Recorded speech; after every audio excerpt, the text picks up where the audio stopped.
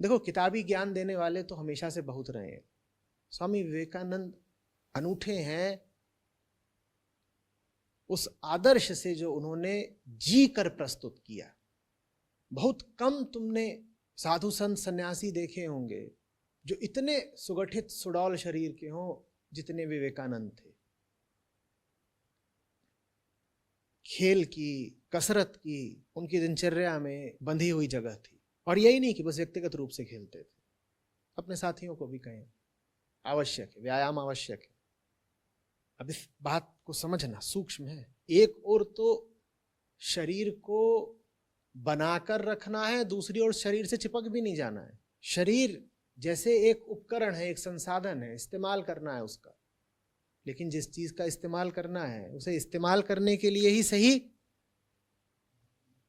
स्वस्थ और मजबूत तो रखोगे ना। उनका मजबूत तो इसको रखना ही है, मजबूत रखना है, लेकिन इससे पहचान नहीं बांधनी है। जब मौका आएगा इसको हंसते हंसते त्याग भी देंगे। और बेटा, जितनी तेरी हम सेवा कर रहे हैं, जितना तुझको हम तेल पिला रहे हैं, जितना तुझे व्यायाम दे रहे हैं, उससे दूना तुझसे काम लेंगे।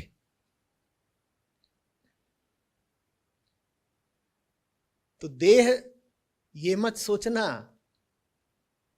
कि मैं तेरा सत्कार भर ही कर रहा हूं। देह की सेवा बिल्कुल करेंगे, उसे अच्छा भोजन देंगे, मांसपेशियों को ताकत से भरपूर रखेंगे,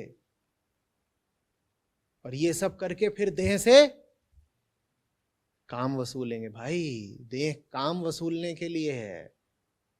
देह चमकाकर रुई में सुरक्षित सजाने के लिए थोड़े ही है।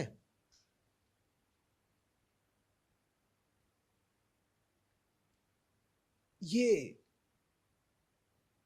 नई बात थी। सन्यासी फुटबॉल खेल रहे हैं, ये बिल्कुल नई बात थी। नहीं तो बूढ़े भारत की बूढ़ी मान्यता तो ये रही थी कि सन्यासी अगर लोगों को खेलते हुए देखें तो कहें आज ये खेल रहे हैं, कल काल इनके साथ खेलेगा बच्चा।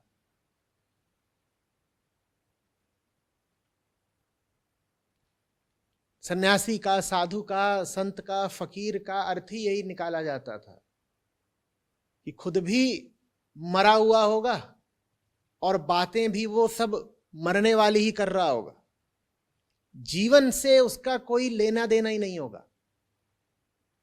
150 तरह की उसको बीमारियां होंगी। सहारा देकर के उसको उठाना पड़ता होगा, बैठाना सहारा देके नहीं पड़ता होगा। बैठ तो वो हर 2 मिनट में अपने आप जाता होगा। जब नहीं बैठना चाहता होगा तब ढह जाता होगा।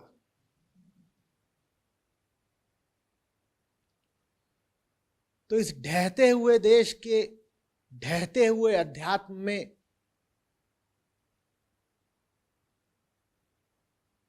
स्वामी विवेकानंद ने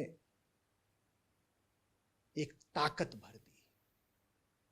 strength is life, weakness is death. सुनने में साधारण सी बात है, पर बहुत बहुत कीमती और बहुत प्रासंगिक बात है, क्योंकि बहुत पुराना है भारत। इतना पुराना होता गया, वृद्ध ही हो गया, जर्जर ही हो गया, ताकत को, स्ट्रेंथ को बिल्कुल भूल ही गया।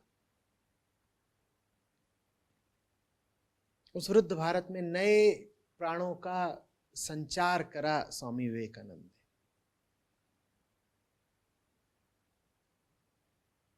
उन्होंने जीवन से जो क्रांतिकारी आदर्श प्रस्तुत करा है उसको देखिए।